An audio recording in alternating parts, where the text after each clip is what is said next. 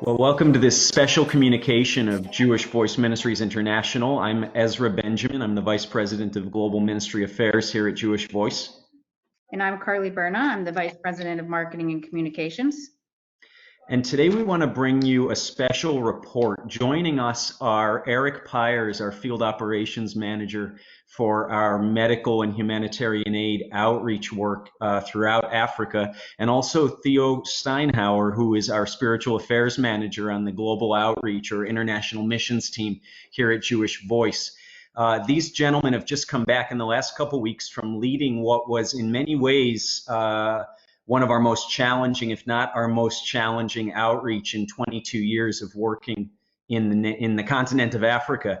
As you know, anytime the gospel is proclaimed, there's bound to be a spiritual reaction where truth is being proclaimed. The enemy is not happy, and that's especially true, we found, as it relates to Jewish ministry. The enemy, Satan, does not want the good news of Yeshua, Jesus, being proclaimed to Jewish people and their neighbors, and he will throw anything he can in terms of opposition, spiritual warfare, at those efforts. In the past, we've seen opposition from Muslim communities, from Orthodox Christian communities in Ethiopia, from other people in government and non-governmental positions. But in this particular outreach, the first one of 2020 in what's called Enewari, Ethiopia, in the north of Ethiopia, we experienced some of the most severe and, in a couple cases, violent opposition to the message of Jesus, the message of Yeshua that we've ever experienced as a ministry. We want to share today, kind of in the format of an interview with these two gentlemen who are part of the leadership team for this outreach, what happened, why we think it happened, what was the result in that community and even throughout the nation of Ethiopia, and how is that going to affect ministry moving forward. So we're going to jump right in. Eric and Theo, thanks so much for joining us on this special communication. Thank you. Good to be here. Thank you. It is good to be here. Great. Well, Carly, take it away. So to kind of give our audience a background, can you explain to them who are the people that you're going to minister to and where they come from? Yeah, sure. So many that are familiar with outreaches with Jewish Voice will recognize the name Deborah Berhan. We actually have done 2 outreaches in Deborah Berhan. The last one was in 2018, and they've been very successful.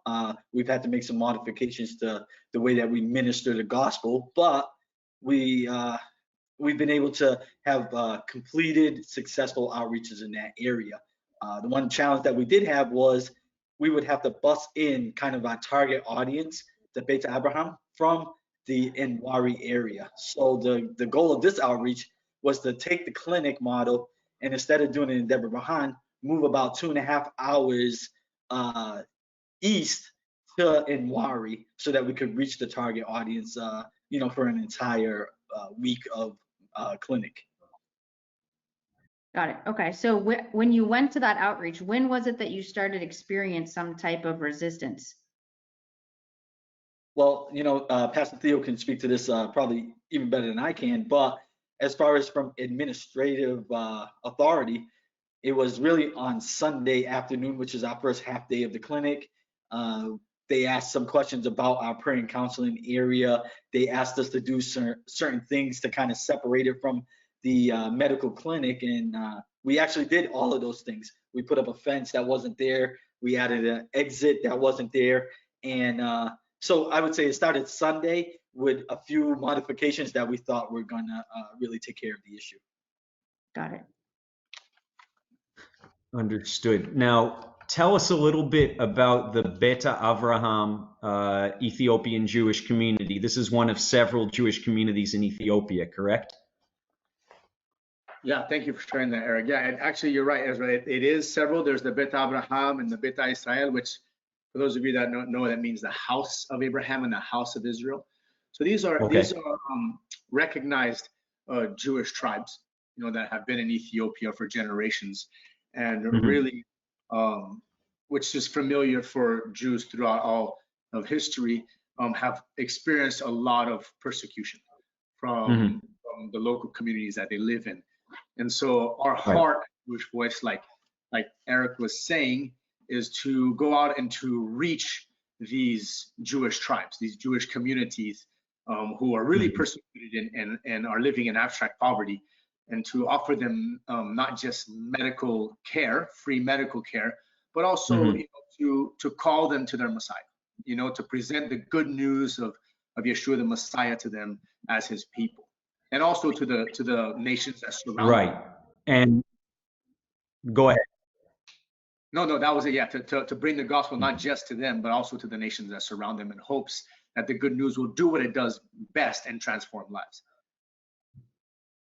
Amen. Very good. And correct me if I'm wrong, we did these outreaches, as Eric was saying, in the general region where this Beta Avraham Jewish community lived.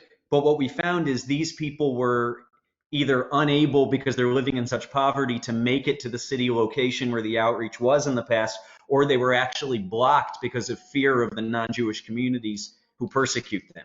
So that the Jewish community, in large part, was actually prevented from coming to the Jewish outreach.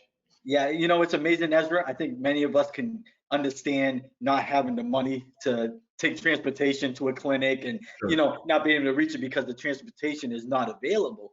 But what really stretches our understanding is the fact that when buses were provided, many times this community would be blocked from going, either with rocks being thrown at the buses, or stones being put across the road, or just physical threats being placed on them. And that kind of maybe stretches our mindset, and it takes a little while to understand that. But many cases, this is what was happening in this area, especially for this people group. Right, understood. And so we're doing medical care, one, to meet practical physical needs. People are dying for things that can be prevented, and we want to help fill in the gap in partnership with the Ethiopian government or the governments where we work. But we're also doing this to show that we care and to demonstrate the love of the Lord, to earn a right to share the gospel, right? That's the eternal fruit of these outreaches. Absolutely. And we're not, we don't put ourselves in the category of humanitarian organizations. Really, we're there to evangelize. And doing the medical work actually gives us the opportunity, or the right, it opens a door that we can now share to those that want to receive, those that want to hear the message of Yeshua. It's not a prerequisite to enter the clinic. It's not, anybody can go through, anybody can receive care, but at the end, we want to give them the opportunity to hear about the reason that we're there.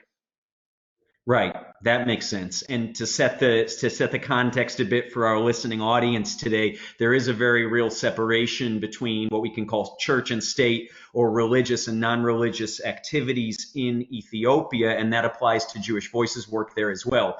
And so we run a clinic under the permission of the Ethiopian Ministry of Health and all of the subsidiary organizations that want to govern medical care. And parallel to that, over the last several years, we've partnered with local Messianic leaders to run a spiritual activity area, or a ministry area, which we affectionately call the prayer tent, because it's usually literally in a tent. And that, in this case, was just outside the clinic gate. Is that correct? Yes, correct. That's like you guys were mentioning, the ones that people receive the medical care that they need, they have the option. We invite them to, as they're exiting the clinic, if they would like to come in. Clearly, there's nothing hidden. We even have signs proclaiming it, that if you would like to receive prayer or hear the good news of Yeshua the Messiah, then you can come into this tent and receive prayer and ministry. But it's completely an option for them to do so. Right. Makes perfect sense, Theo. And so, Eric, you mentioned right from jump, we can say from Sunday when the clinic opened, you were experiencing some tension and some opposition. But Theo, it sounds like from the reports we received before the big incident we're going to talk about in a minute, great things were happening in the spiritual care area. Tell us a little about that. Amen. I mean, it's all of this resistance is a testament to God's heart for his people in Israel. Because when you, if the Jewish people weren't a significant desire, I should say, in God's heart, or a significant people on this earth, then bringing the good news to them, in my personal opinion, I don't think you'd receive as much persecution, you know, but the very fact that you're receiving so much resistance when we're reaching out to them should be a testament to all of us that, man, that we're hitting a sore spot per se, you know. But the good thing, like we were saying before, is that although at this clinic, right from the get-go on Sunday when we opened, we were being hindered from, or people were being hindered from coming into the prayer tent to receive prayer and to hear the good news, we still were seeing people choosing to come in, despite the fact that they knew that a lot of influential people in the community did not want them to go in there and hear what we were saying, despite the fact that they knew that them choosing to go in would in some measure create difficulty in their lives for them, you know. And and people were receiving the Lord, is that right? I mean, in the first day or two of the clinic, people were coming to faith despite being threatened or absolutely. And if you look at the percentage wise, a greater percentage of people were actually giving their lives to the Lord than in previous outreaches when we didn't have the resistance. For example, what I mean by that is, let's say in the previous outreaches where there was no resistance, we had a greater volume of people that would come in, but then about only maybe 15, 20% would actually receive the Messiah as Lord. Whereas this one, we barely had over 100 people come in, but over 80% of them gave their lives to the Lord. So wow, the ones that were coming in, though the numbers were fewer coming in, there was a greater number actually giving their lives and accepting the good news. So those who were hungry and whose hearts were ready to receive actually received, despite the threat and the difficulties that would result because of them doing so. And you know, Ezra, we even had two gentlemen that were part of our setup crew the week before the clinic even began, accept the Lord, received Yeshua in their hearts, and that was being ministered by our setup team, you know. So definitely the fruit is there and remains there. That's awesome. And I know a lot of our listeners were praying for that outreach as they pray faithfully for all of our outreaches. And so it's great to hear before we even open the doors of the spiritual care area, people are coming to faith. The Lord is drawing people to faith. What an awesome thing. So what is it, talking more about the spiritual care area, obviously the local community was starting to get upset. Was it the proclamation of the gospel, period? Was that the issue? Or was it that the Jewish community, who's looked down upon, was being served as kind of VIPs, or with first, you know, the idea that we were there because there was a Jewish community? What was so upsetting to the local community anyways? Well, that's a good question, Ezra. From what they were verbally expressing to us, it was predominantly that the good news, the gospel, like the gospel was being preached, you know. But then in action, you know, when in how they were reacting to us, you could tell that it was absolutely an anti-Semitic spirit behind it as well, you know. And so it was a mixture of both, really. You know, it was a really mixture of both, because there's that anti-Semitic spirit, if you want to call it that was already existing there, that has a hatred towards the Jewish people. And when they see the Jewish people, the ones who they persecute, you know, being treated well and being loved on, and that this blessing that has come into their town is coming to them because of the ones that they persecute, you know, that rubs the wrong way, you know. And so, but they're not going to flat out come out and say that. And so what they were proclaiming mostly was the fact that literally the gospel was being proclaimed, you know? Got it. So Wow. you mentioned earlier that, you know, there was some rustling, I would say, and you were trying to do some precautionary measures. what happened to escalate it to the point of just people kind of complaining to completely shutting down the clinic? Yeah, so both Sunday and Monday, we met with city administrators and government officials to really discuss the counseling and prayer area specifically. And Tuesday morning, we were told that, you know what, we don't need to meet anymore. Everything is okay. You guys have done everything, so let's just continue on. So, and Tuesday happened to be the day where everything fell apart on us. And I think it was the idea that, for 2 days they really pressed us, and we didn't move from the fact that the spiritual care aspect of the outreach is the most important part of the outreach for us. And once we didn't move from that, I think there was a thought in their minds that, all right, it's not going to work. We're not going to scare them. We're not going to, we're not going to convince them to do that, because clearly this is why we're there, and we make no, it's not a mystery why we're there. We make it clear that we're there to reach the Jewish community and their neighbors with the good news of Yeshua. Empower and to set them free. And these things really were upsetting the establishment, the religious leaders, and those that I think enjoy having a certain amount of control in that area. So once Tuesday afternoon came, and we were actually in the middle of a meeting on Tuesday afternoon with a gentleman that was, just talking about, there's youth in the city, and they're not very comfortable with what we're doing, and that's actually the moment when and this team were attacked in the prayer and counseling area. And just for our audience listening, this was Tuesday, March 10th of 2020, which was supposed to be our third of 6 days of outreach. Absolutely, right. Yes. And like Eric was mentioning, when they're in their hearts, they thought, okay, they're here for the medical clinic. We don't want them to bring the gospel here, but we do want their medical clinic. So it's almost like, we'll let them start, and then we'll put pressure on them to stop the spiritual aspect of it. And we didn't, but we didn't do it in a defiant way. Like, we actually complied with all of the restrictions that they put on us. When they said, okay, well, separate the spiritual care aspect of it by putting a fence around what you're doing. We said, okay, we'll do that.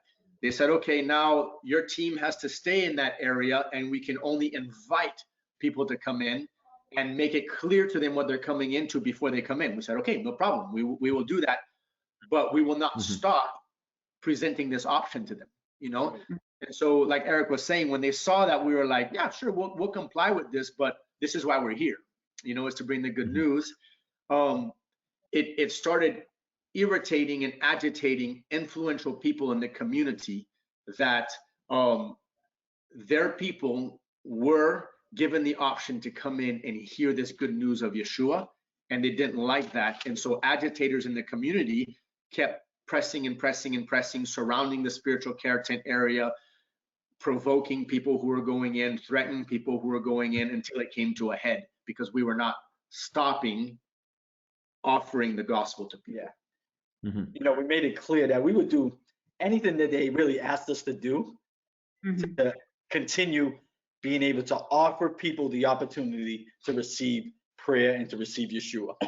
As long as we had that opportunity, we would build walls if we had to that week. So once that became clear, it kind of changed the atmosphere. Got it. So you mentioned that Theo and his team was attacked. How did it go from, walk us through how it went from attack to the camp actually being burned? Sure. So it was about 3:30 in the afternoon. So that's about an hour before we would normally close the clinic and, begin to dismiss lines and shut it down for the day. It was a small group of agitators, and I say small only in comparison to the group that would later on be at our campsite, but at the time it didn't seem small, that actually ran into our spiritual care area. And Pastor Theo can talk a little bit more about who they were ministering to, because I think that had something to do with it also. But they ran in and really disrupted our spiritual care area. We then made the decision to pull, I'm moving a little quickly, but to pull back our team from outside to get them into safety, which was inside the clinic fence. and also to take down certain things in the area, certain assets of Jewish boys. So we did that all in about a half an hour's time. Meantime, local leaders and actually local police leadership went outside to kind of diffuse the situation at the campsite, at the clinic site, excuse me. And that's when the mob began to move towards our campsite, which was about a mile away down the road. So we could hear the noise. We could, and certainly we knew this wasn't. I think at the clinic there was about 50 people in this group that was being very disruptive. We could tell by the noise that we were hearing at the clinic that there was more than 50 people there. And then it kind of escalated from there with other things. We could hear some gunshots and just we knew there was something serious going on there. Wow. Yeah. So who are you ministering to? Yeah. So this kind of connects with what Ezra was asking about, whether it was a fact that we're ministering to the Jewish people or whether it was the gospel, and and that it was both, because on Monday before we had a very large group of the Bet Abraham come into the spiritual care tent. And when these large groups get bussed in, I bring them into an area where they can all sit down, the elders, the young, the families all together, and just encourage them as God's people and present the gospel to them. So that Monday we had done that, and the entire group gave their lives to the Lord. So this Tuesday, which I think this is significant that I share this, because this will be encouraging to all of our hearts when we face trials in life. That the Lord always prepares us. The Lord always, His grace is always there, available for us in abundance. Because that Tuesday morning, we have the habit, I guess you say, or the practice where we, myself and Michael, and we at 8:15, at 8 o'clock when the clinic opens, we walk around the clinic and pray. And that morning, Michael and I walked around the clinic and pray, and we felt a real burden to pray for those that persecute us, to pray for those in the area that were resistant to the gospel, and to pray for them not in a fire and brimstone way at all, but from a compassionate heart, that God will pour out His grace on them, His mercy on them, His loving kindness on them, so that they would see Him and know Him and not resist Him, right? So that was Tuesday morning. Then that afternoon, we're in the prayer tent, and we could feel the agitation, the persecution, kind of, rising in the air and stuff. But the Lord laid it on our hearts to pray through Matthew 5. The end of Matthew 5, it's 10 through 12, verses 10 through 12, where Yeshua literally says, "Blessed are you when you're persecuted on account of me," in a nutshell, and that we should rejoice in these things, and that we should turn around and pray and bless those that persecute us. So we had a really sweet moment and perspective change in that prayer tent that morning to, instead of come against those that are persecuting us, to really come together and bless those, bless the leaders in the community, bless the influential people who are causing people to not come and experience the love of God, and we felt led to really encourage our team. I literally told them, this was that morning, I said, guys, I don't know why I feel like I need to share this, but in life we'll go through troubles, and Yeshua tells us that, we should feel blessed when we're persecuted in any shape or form on account of Him. And I'm not sure if this is going to happen this week or in a month from now or next year, but as believers, we need to have that perspective. And lo and behold, that afternoon, we had a group of Bet Abraham, 30 of them came in to the prayer tent to receive prayer and to hear the good news. And we spent a little under an hour with that team, with that group, presenting the good news of their Messiah to them. And the grace of God was in that tent to clearly communicate who they are as God's people, how they need to be a light to the nations, and they can only be a light to the nations if they accept the light of the world, which is Yeshua, their Messiah. And young and old alike, with tears in their eyes, accepted Yeshua as their Messiah. And then we started instructing this group of 30 Bet Abraham on how they should live their lives from this point on, now that they've accepted the Lord. And it was at that point when we were instructing them on how they should live their lives, and we were about to hand them their Bibles, that somebody called my name. while I was addressing the group, and I turned and I looked, and there was the mob came breaking through our fence that we had put up and came charging towards our tent. So I stepped out of the tent with my arms up and my Bible in my hand, saying, stop, stop. And the guy in the front of the crowd, the leader of the crowd, looked at me and pointed his finger at me and said, "We said no gospel." And then they stormed our tent. So between that point and the time that we're all huddled into the clinic was kind of a blur, you know. But I will say that our team has never quite experienced the divine grace of God like we had in that moment. There was no fear. There was no anger or outrage. There was this overwhelming compassion and this humble feeling that, wow, Lord, you're allowing us to experience this.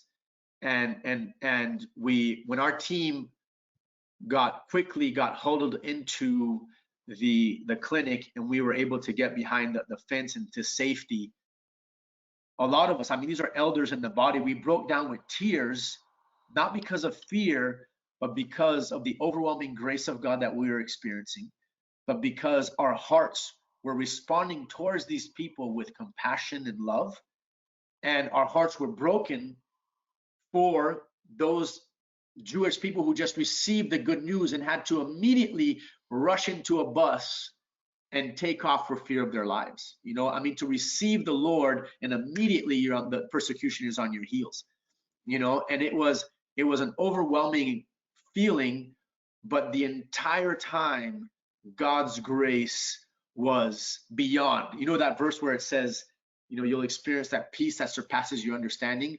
Well, we experienced the grace that surpassed our understanding, and it was very, very humbling in that moment. Right. What an amazing testimony of God's grace in such a difficult situation. Yes. One of the other things we heard, because, you know, you guys are on the field, Ezra and I at this point are in our headquarters office. We heard that a church was damaged. Is that true? And has that ever happened in that area before? Yeah, there was a church, a full gospel church, that actually the pastor spent a few days with our team. He was actually part of our team. We actually prayed for him that morning. We prayed that morning. We prayed for him for grace as a shepherd in the community, protection over his family. And yeah, his church got completely, because he was part of our team, his church got, like, I mean, I saw the pictures, completely torn apart. Yeah. Wow. And that's not, from what I'm understanding, I don't know if that's ever happened before in that area, but I can tell you from his heart, when he came to join our team, I obviously had to interview him and hear his heart, because he was going to serve with us. He, with compassion and joy in his heart, expressed how his church loves God's people, how he believes in Romans 1:16, how you know, we need to bring the gospel first to the Jew and also to the nation, and how he's excited to be here to bring the gospel to the Jewish people with us. So, you know, he's a local shepherd in that area, and because of him ministering the gospel to the Jewish people, his congregation that had been there for many years literally got, even the big metal gates in front of his property got removed from their tracks and leveled, you know. My goodness. And so we've had, gentlemen, we've had opposition before, we've had threats, we've had individuals come forward and, you know, throw things or try to tear down a fence, but this was more than that. Just for our listeners to understand, this was a mob of potentially hundreds of people or more, not just threatening violence, but actually doing it, correct? Starting to literally destroy parts of the clinic. And we're going to talk now parts of the camp, in fact, the entire camp, and the buildings of those who had participated in this outreach in the city. Correct. The mob that came at us, when I looked, they had sticks. They were swinging sticks. I threw myself in front of the elderly from the Bet Abraham. Right. They were getting thrown on the ground. I was helping them get back up. I mean, it wasn't a, hey, I just don't like what you're doing. It's Yeah, it was we're coming after you. Right. because we said no to the gospel. And not only are you bringing the gospel, but you're bringing it to the people that we don't like. Sure. And those of us on staff have seen the videos. Some of our Ethiopian staff sort of quietly recorded smartphone video of what was happening. And we're not sharing that with our partners in the ministry and those who are listening today because it's pretty graphic, frankly. But you see this kind of serene village, but all of a sudden hundreds or thousands of people, and you hear the din of yelling and screaming, and then all of a sudden, guys, in the video, this giant black plume of smoke. And that plume of smoke was the plastic and the nylon and the metal and the wood of our campsite holding 100 and something people that morning being burnt to the ground.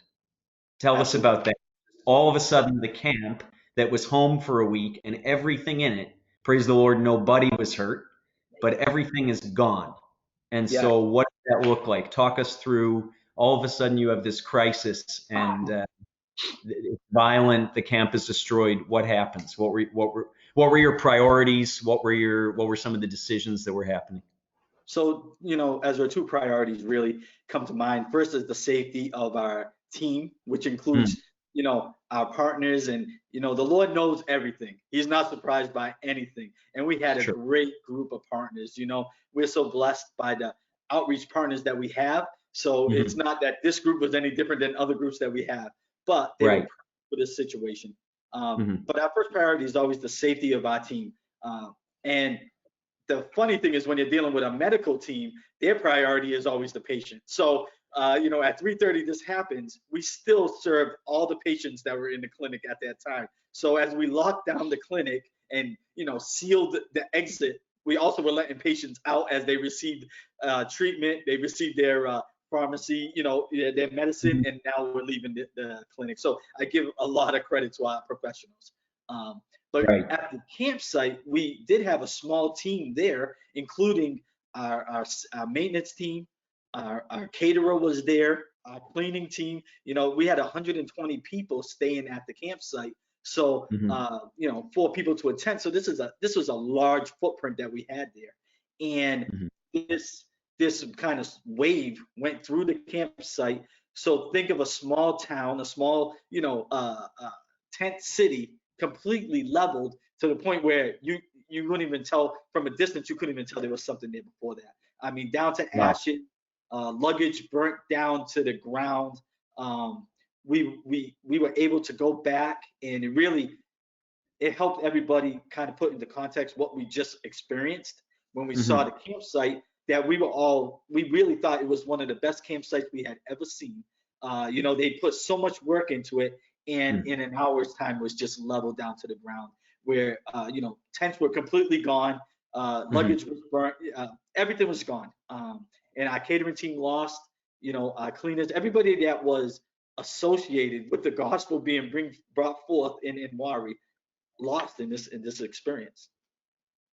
Their personal possessions. One, the JVMI camping equipment that we use to serve these rural communities all over that nation. And that's a stock of assets and camping equipment that we've built up over the last 5 or so years of doing outreaches in these rural areas.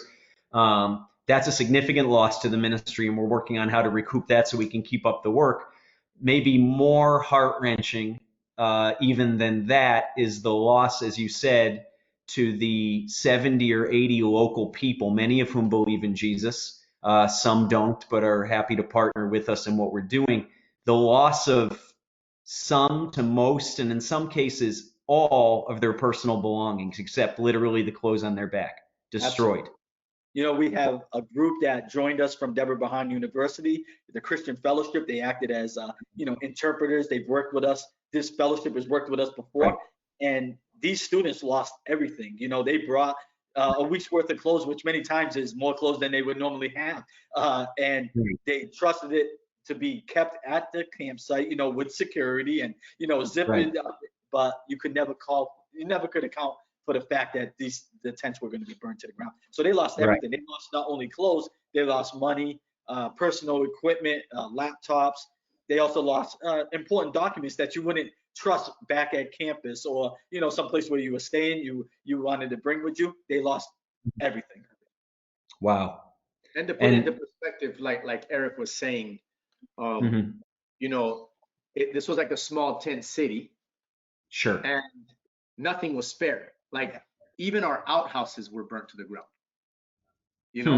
Like nothing was spared. And so and these like we said, we had our clothes on our backs and maybe a small bag that we had some of our stuff that we used for work, and that was it.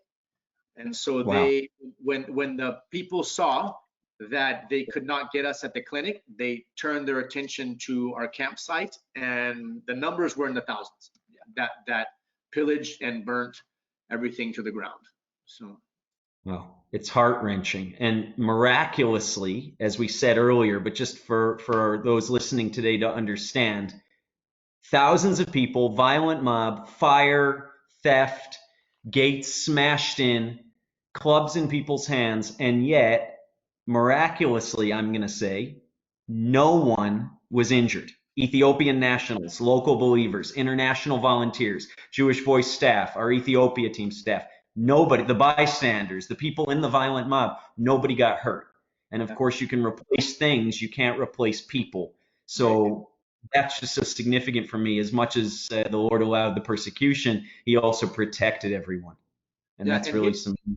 Absolutely. And here's the overwhelming experience that we had was, I felt like that time when the mob was pressing against him, and they wanted to literally throw him off of a cliff and kill him, and all of a sudden he just walked through the crowd, and this mob that, because it wasn't his time yet, that wanted to get rid of him, they couldn't do anything, and there's no explanation for it apart from the divine enabling of God, the divine intervention of the Lord.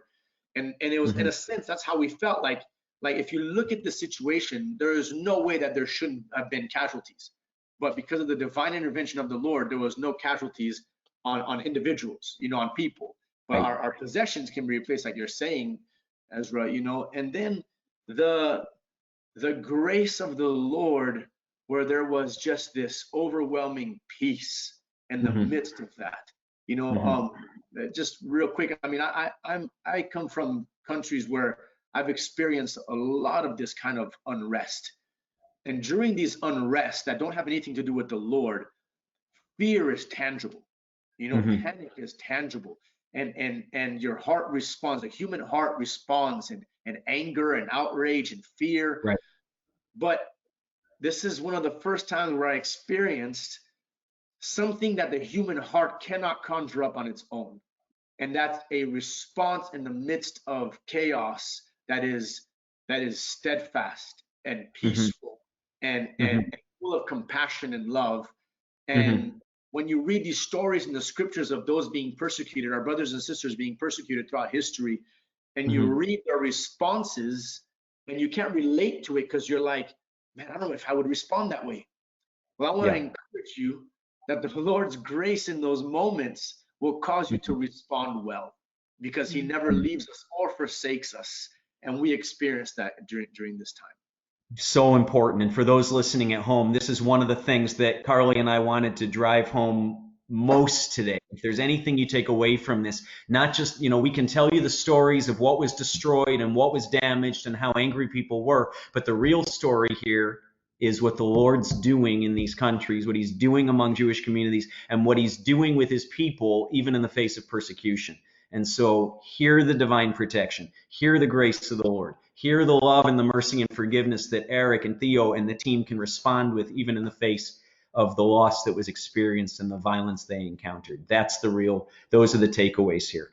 So you had the militia, actually, the U.S. Embassy got involved because of the severity of the situation, and you had some federal militia, some federal military escorts come and get you guys out of there. I mean, we've never, in my 10 years at Jewish Voice and in 22 years of ministry that I know of, we've never had to escalate to that. So this was really unprecedented. How did that feel when you have uniformed, camouflaged people come to whisk you away? Yeah, it looked like a movie scene. So we had, a caravan of vehicles, and we had armed men in flatbeds in front and in behind with machine guns, and Wow.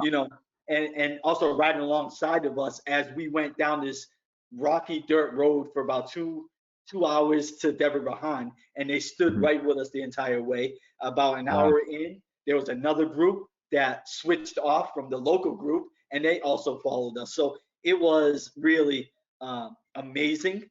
But again, like Theo was saying, the grace of God was so incredible that our team felt safe and cared for, and we were able to go back. But it really was like it was out of a movie. and even the testimony, like Eric mentioned previously, when we were hunkered down in the clinic and the special forces got there and they surrounded us, it was nightfall. It was late into the night. We decided, the special forces are with us. They're going to surround us for closure. And so everybody can see what's going on. Let's swing by our camp to see if we can salvage any of our belongings or anything, which we weren't able to. But when we got to our camp and we saw that everything was burnt to the ground, the local special forces that came and got out of the vehicles with us and escorted us through our camp. And with my very own ears, and Eric can testify this because they talked to him too, these are special forces guys. I mean, all camoed out, looking at us. I mean, these are like commando guys with tender hearts saying, "We're so sorry. Yeah, we're so sorry this happened to you in our country." And they started seeing the grace of God in our lives to look at them and say, it's not your fault. Like we love you guys. We're here to minister the gospel. Like they got ministered to. Even the special forces guy that came, they got to taste the grace of God on God's people, in the midst of suffering, and they got ministered, which was great. It's awesome. So you guys weren't the only one there. I mean, when you go on an outreach, you take outreach partners with you who are not part of Jewish Voice staff. You take doctors. How did they respond? Not all of them go on the field all of the time. So I would imagine that, their response to this would be very different. Well, our partners, again, they were amazing. And just praying through it, I was hunkered in with a couple partners and they were singing songs, and, just the love of God was coming through them. Our medical professionals that we work with time and time again in Ethiopia, I think there was one overriding sense, and it wasn't at the loss. It wasn't at the fact that we were threatened. It was the fact that we weren't going to be able to finish that outreach, that there was patients that weren't going to get seen, that there were lives that weren't going to be able to go through our spiritual care area. There was follow-up work. I was with eye surgeons, as we were traveling back to Addis, after midnight, that were coming up with the plan of how they were going to administer the follow-up care for those that had received eye surgeries, So they were steadfast in the fact that this was the reason they were there. And, it was like Acts coming alive, Acts 17 in verse 6, it talks about, those that have come to turn the world upside down are here too. And they understand the fact that if you go in and you're preaching the gospel and your message is Yeshua centered, you're going to upset some things, and some things might get lost and some things might get ruffled, but in the end, you're to finish strong and to finish well for the name of the Lord. So while everybody was trying to grasp what had just happened, the sense was, it's a shame that we're not going to be able to finish. It's a shame that Wednesday's not going to be Wednesday morning. We're not going to be at the clinic site and seeing more patients and changing lives in the area. Sure. Eric, one of the stories that you told recently that really moved me, if you could share with our audience, is about how, you guys lost everything, but the response of the local believers to you guys personally, how did they respond to you? Yeah, I mean, it's the local believers, made me question my love for the Lord. These guys literally, I mean, Eric and I had the opportunity to spend the next several days after the event with a lot of our local brothers and sisters. Even had some time of prayer with them at their congregation, and their response was joy in the Lord, gratitude that they had the privilege and honor to suffer on his behalf, and to they literally they lost more than we did in some senses, you know, in their personal belongings and all, but their faith was strengthened. It wasn't weakened. Their love for the Lord was ignited into even a bigger flame. You know, their hearts in the days to come were, even their countenance was filled with joy, you know. And then I looked at them and I was overwhelmed because they had just lost everything, and they kept coming to us, some with plastic bags of their own, like with like buying us clothes. Here, we want to buy you these shoes. Here's a shirt that I got from home that I hadn't brought. They were giving to us. They were giving to us. They were giving to each other with joy in their hearts.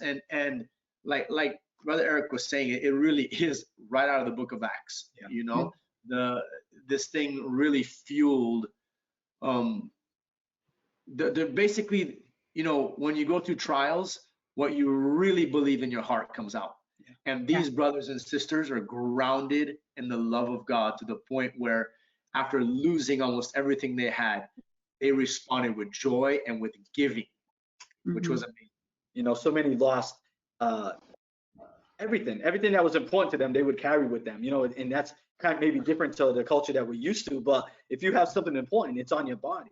And I had a brother come up to me kind of secretly, you know, an old Pentecostal handshake, take me to the side and ask me, do you need a couple dollars to get socks? Or do you need this? And, you know, my heart was just, you know, I can't explain it, the emotion to have somebody that I understand, you know, on a great day, I understand what they have, never mind the day where you just lost everything, but yet you have the compassion to come to me, somebody that's going to go really back to the land of milk and honey, and want to ask me, do I need socks? Do I need a shirt? You know, I flew back with somebody's shirt on my back, you know, because their love, not, you know, for the Lord and for the people that are doing the Lord's work, and their support is just so overwhelming. And at that moment, I think, you know, it's hard for me to say too many negative things about what happened. And the reason for that is because I feel God's family and community just come together closer than we could have ever been if we finished 5.5 days and left there on Friday like we had planned.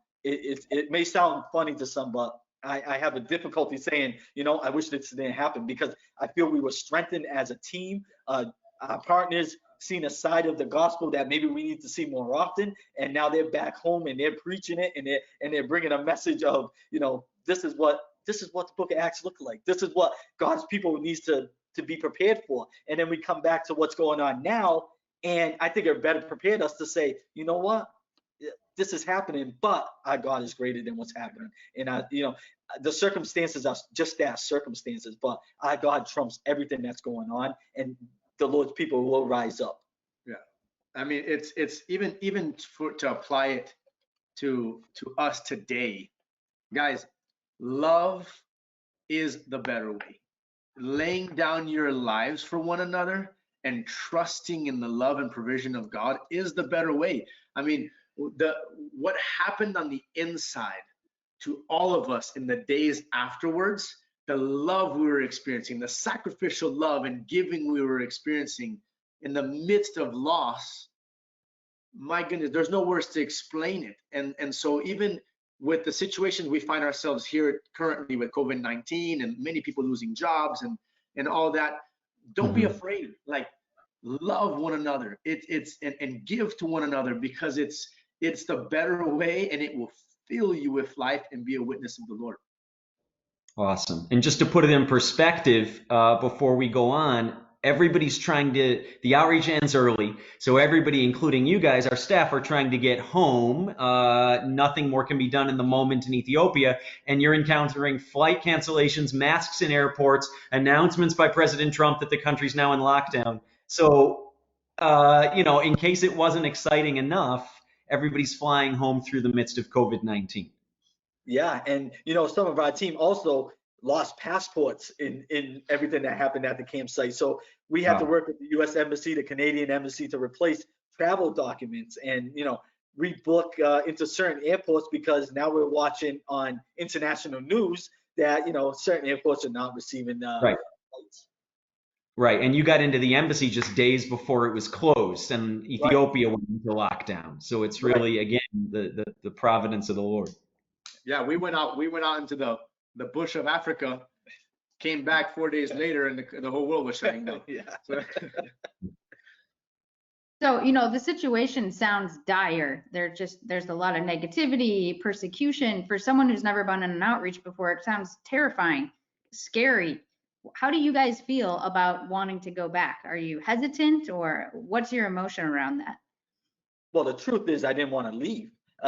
There was still work to be done, and I think, we had a group of partners, with the opportunity to leave early, that decided to stay till Saturday so they could meet with locals and they could be there to, to continue to work whatever we could do from the hotel. So I think it strengthened our resolve that we need to be in these places. We're praying right now for those that received the Lord, those 2 young men that received the Lord a week earlier than, before the clinic opened. They're rejoicing because they're getting threatened now. Nobody even cared who they were a month ago, but now they're a target, and they're standing firm in their faith. So I think as far as wanting to go back, definitely, I didn't want to leave. Yeah, I mean, it's to put it in perspective. Look at it this way: nobody likes to suffer, right? Nobody likes to confess their sin and repent, right? But the scripture says that there is a nearness to God when you share in his suffering. Mm-hmm. And also, like, nobody likes to acknowledge their wrong and repent, but when you do, the freedom that comes, the love and mercy that fills you afterwards is so overwhelming. And it's the same thing that, like, when nobody's going to say, yeah, I'm going to run into suffering, but when you experience suffering for the gospel, that nearness to God that you experience is so delightful. It's so addicting that you don't want to raise your hand and say, send me into persecution, because who likes that? But at the same time, you wrestle because you're like, oh my goodness, but man, do I love the nearness to God that I felt. And it's the same thing with repentance. Like, I mean, who wants to expose their sin, right? But then you're like, oh, but when I do, it's so freeing afterwards.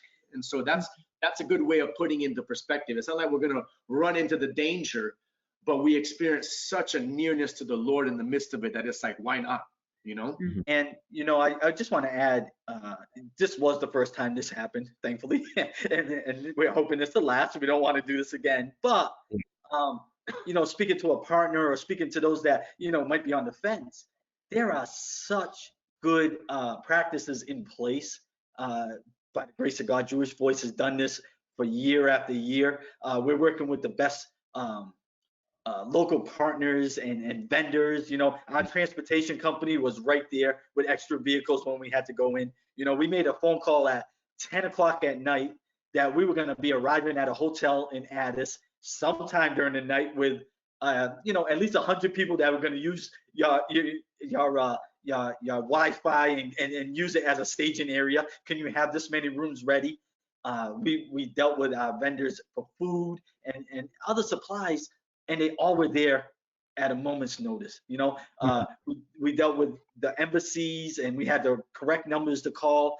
So all these things are in place. We got to see it maybe a little bit more than we ever want to, but we got to see that all these best practices are there for a reason, and they work. People were taking hot showers 4 or 5 hours after we left, one of the most serious situations we ever been in, and we were having breakfast and people on the Wi-Fi connecting with family members, So I think you never want to see it used, but having seen it used, I feel so comfortable with the fact that there are practices in place for this kind of thing, and we never felt alone or isolated or left behind. Right. And you guys were comforted in your suffering, and so that you can comfort others. We know Paul says that to the Corinthians, that we experience comfort so that we can comfort others.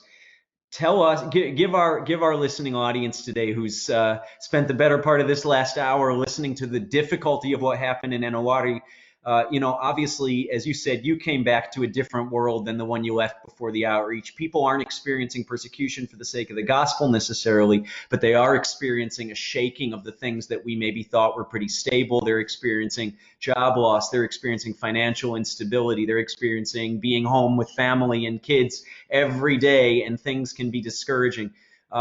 From that place of having been comforted and encouraged in the Lord, just encourage our listening audience today in light of Corona, COVID-19, and what's happening now. Yeah, thank you, Ezra. That's really good.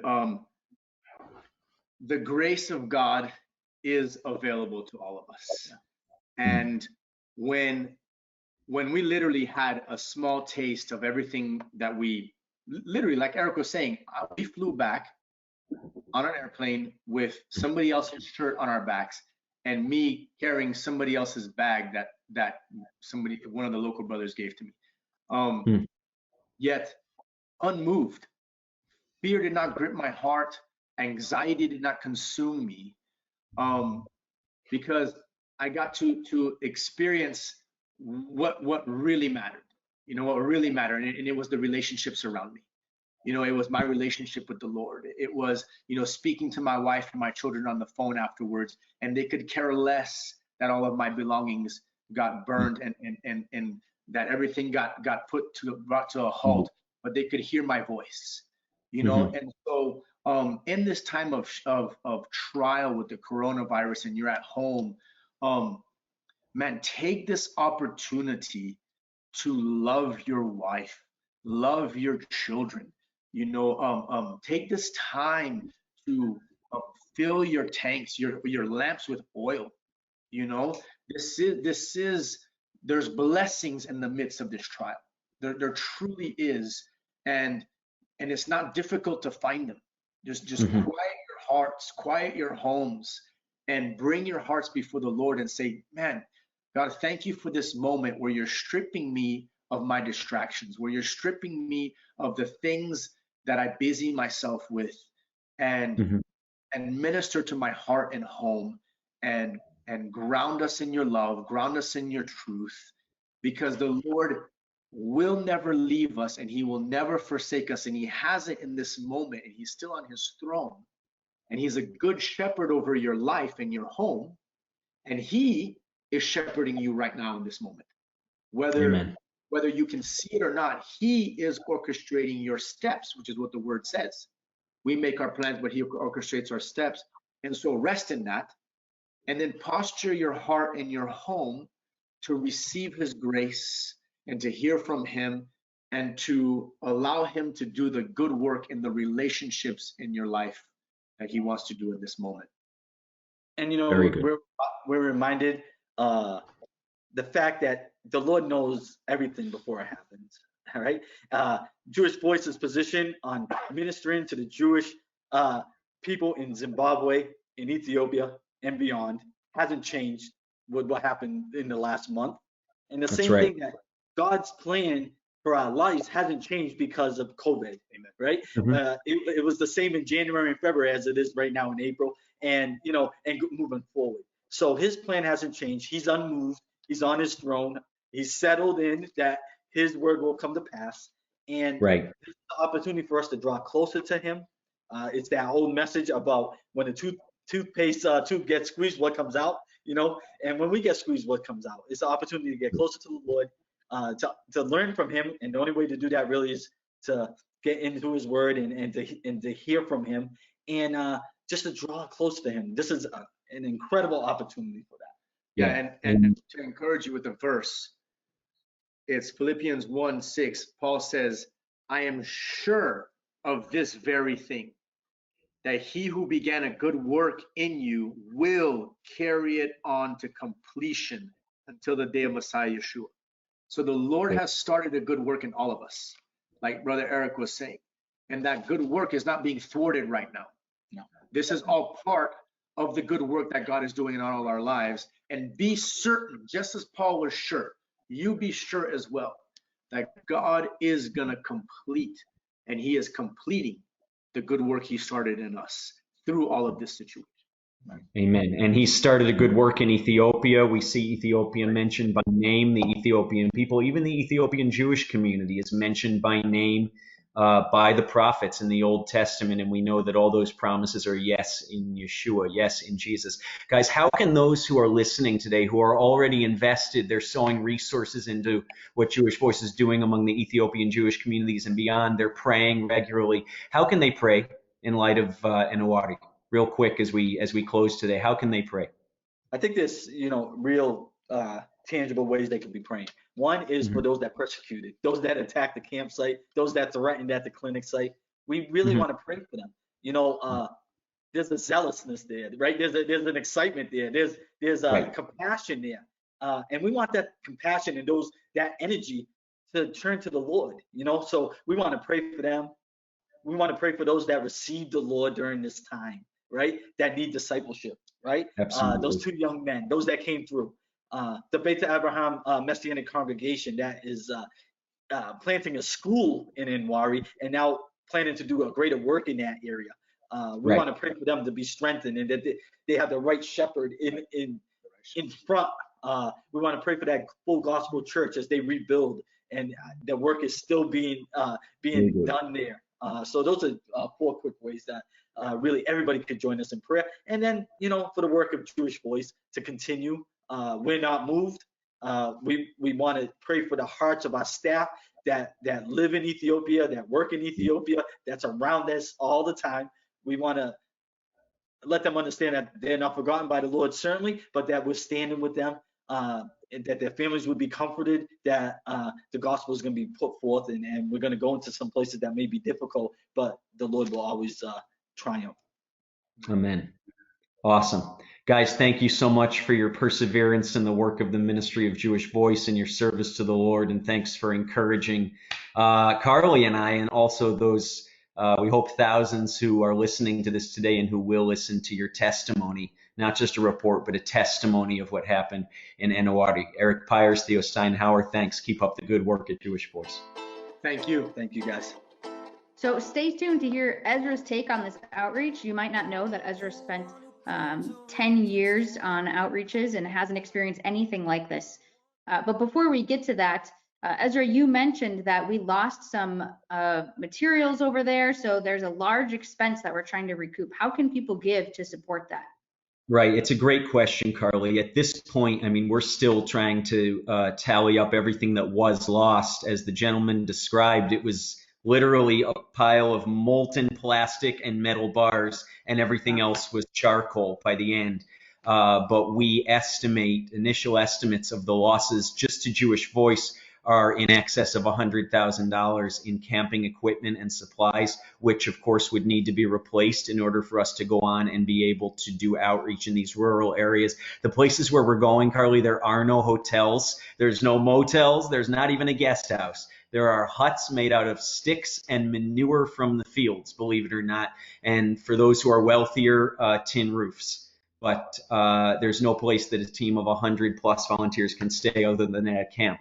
And so to that end, we are going to work in the next few months to replace those camping supplies which have been lost, not even counting the losses of the 80 local volunteers plus our staff team and international volunteers that we're working on recovering. So it's a significant loss. We want to invite those who have listened today to get involved, not just on helping us to replace what's been lost, but really in building for the future. Carly, our commitment to the work in Ethiopia is now in its 22nd year since Rabbi Jonathan Berna, president and CEO of Jewish Voice, was really called literally in the middle of the night while on an exploratory trip to Ethiopia to serve these Jewish communities in need through medical care and through planting congregations and building a Messianic community. And that commitment has not diminished, it's only grown. We're 400,000 plus patients into our ministerial commitment in Ethiopia right now. And we know, as the gentleman shared, as Eric and Theo shared, persecution is going to happen. It's inevitable when you're proclaiming the gospel and inevitable when you're doing Jewish ministry, but our commitment is not waned, it's only growing. So we want to get back in there. We want to replace what's been lost with a vision toward even expanding what the Lord's going to open up for us to do in Ethiopia among the Jewish communities and their neighbors in the future. So you can get online, you can send in a check, however you're comfortable doing that. I know many are at home right now with coronavirus, not with coronavirus, praise the Lord, but in light of coronavirus, are stuck in your houses. Get online. It's very easy. Just make that contribution to help us move forward in Ethiopia, even in the face of these losses. Great, thanks. So as I mentioned, for our listeners who don't know, Ezra led dozens of outreaches over the years. He'd led the outreach department for many years at Jewish Voice, and he had never experienced any type of persecution like this. He wasn't on this outreach, so he only kind of heard it from the distance. But hearing that after all of that experience of leading outreaches, we had a lot of firsts, churches damaged and riots and camp burned down and all of those types of things. What was your outlook or feeling on that based on all of your experience? Right. People react to the proclamation of the gospel and to Jewish ministry in different ways. In my tenure in global outreach, we've had death threats. I was threatened with prison, not in Ethiopia, but in another African country whose name I won't mention by name, where we were working a few years ago, 3-month prison sentence for being there doing medical work. Praise the Lord, that didn't come to pass. But, we've had rocks through the windows of our clinic. We've had property torn down. We've had people physically assaulted, but we've never had anything on this scale. And again, the things that are highlights for me are, one, the protection of the Lord, two, the grace in the face of persecution. But also, thirdly, Carly, there's a reality that our listeners need to understand as they stand with Jewish Voice. And maybe they've even experienced this as they've said yes to the Lord and getting involved in what he's doing with Israel and the Jewish people. And that is, Paul says our battle's not against flesh and blood, but it's against powers and principalities and spiritual forces of wickedness in high places. And likewise, our weapons aren't in ourselves. They're spiritual and they're mighty unto the pulling down of that opposition.